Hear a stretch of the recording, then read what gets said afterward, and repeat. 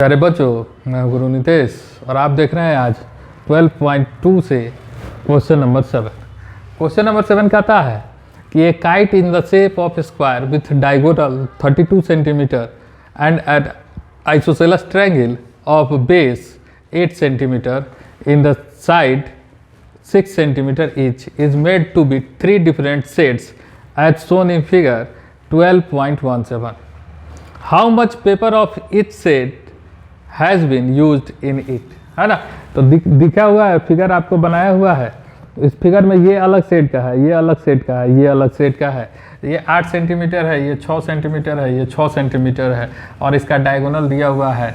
सारा डायगोनल कितना है? 32 सेंटीमीटर।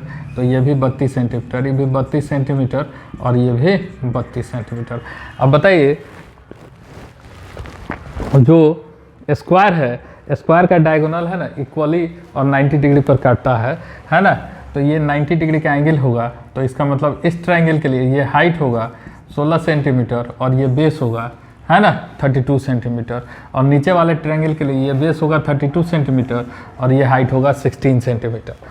तो इन दोनों का एरिया निकल जाएगा और तीसरे का एरिया हीरोन्स फार्मूला से आप निकाल देंगे। तो पहला पार्ट का जो एरिया होगा वो होगा, फर्स्ट पार्ट का एरिया जो होगा वो हो जाएगा 1/2। अगर इसका नाम रख दे ABCDEF, है ना। तो first part area of ABC, है ना, जो कि आपका पहला पार्ट है, ये हो जाएगा 1/2 इंटू BC इंटू A, यहाँ O लिखना होगा AO। तो 1/2 गुना 32 गुना 16 तो हो जाएगा 8 दूना 16, 8 तिरका 24, 1 25, 256 सेंटीमीटर स्क्वायर।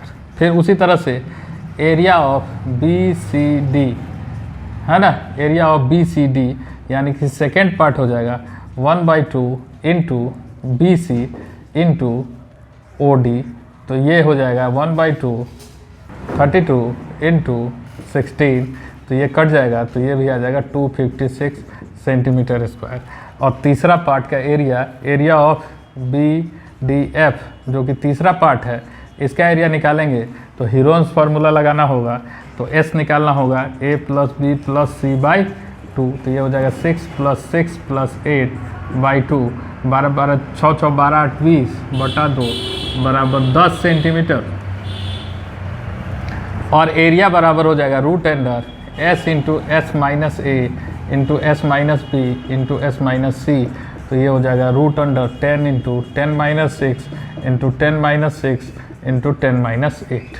तो ये हो जाएगा 10 √10 इंटू 4 इंटू 4 इंटू 2। तो ये हो जाएगा 1 4 बाहर आ जाएगा, 10 दूना 20, 5 का 20, तो 1 2 बाहर आ जाएगा और 5 रूट में रह जाएगा। तो ये हो जाएगा 8√5 सेंटीमीटर स्क्वायर। और आपको कह रहा था तीनों डिफरेंट साइड का आपको पेपर का एरिया निकालना है। तो फर्स्ट साइड का 256 सेंटीमीटर स्क्वायर, सेकेंड का 256 सेंटीमीटर स्क्वायर और थर्ड का 8√5 सेंटीमीटर स्क्वायर हो जाएगा। यही आपका आंसर होगा। Thank you.